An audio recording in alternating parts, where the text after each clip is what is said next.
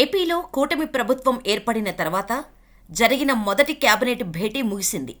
చంద్రబాబు ముఖ్యమంత్రిగా ప్రమాణ స్వీకారం చేసిన తర్వాత సంతకాలు పెట్టిన మెగా డిఎస్సి ద్వారా 16,347 పోస్టుల భర్తీ, ల్యాండ్ టైటిలింగ్ యాక్ట్ రద్దు, పెన్షన్ 3,000 రూపాయల నుంచి 4,000 రూపాయలకు పెంపు, అన్నా క్యాంటీన్ల పునరుద్ధరణ, నైపుణ్య గణన, 5 సంక్షేమ పథకాలకు మంత్రివర్గం ఆమోదముద్ర వేసింది.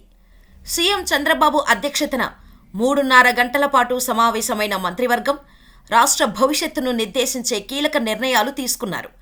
ఎజెండాలోని అన్ని అంశాలను రాష్ట్ర మంత్రివర్గం ఆమోదించింది.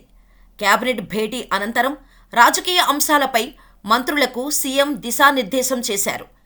టీడీపీ ప్రభుత్వ హయాంలో నడిచిన ప్రతి 15 రోజులకు ఒకసారి చొప్పున నెలకు 2 సార్లు మంత్రివర్గ సమావేశం నిర్వహించే సంప్రదాయాన్ని తిరిగి పునరుద్ధరించనున్నారు. కొత్తగా టెట్ నిర్వహణ, టెట్ లేకుండా డిఎస్సి నిర్వహణపై 2 రకాల ప్రతిపాదనలు ఇచ్చారు.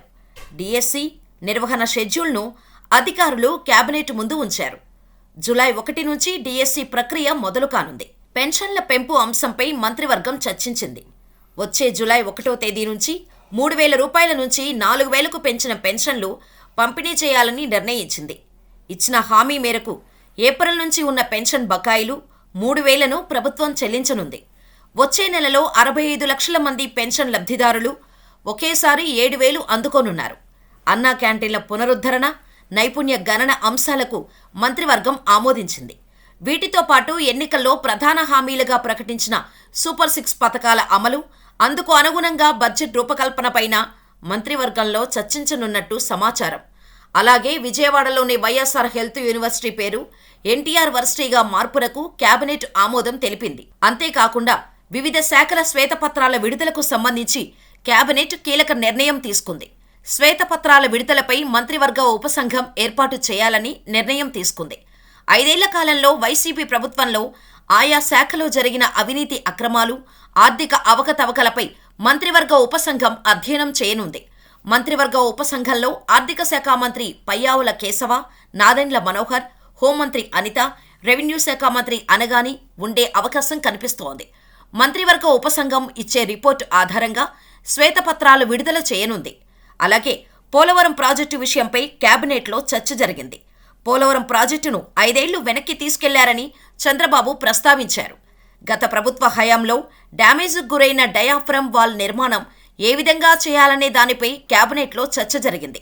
ఈ నేపథ్యంలోనే అమరావతి నిర్మాణాన్ని ఏ విధంగా ముందుకు తీసుకెళ్లాలి, నిధుల సమీకరణ ఏ విధంగా చేయాలి అనే అంశంపై కేబినెట్లో చర్చించినట్టు సమాచారం.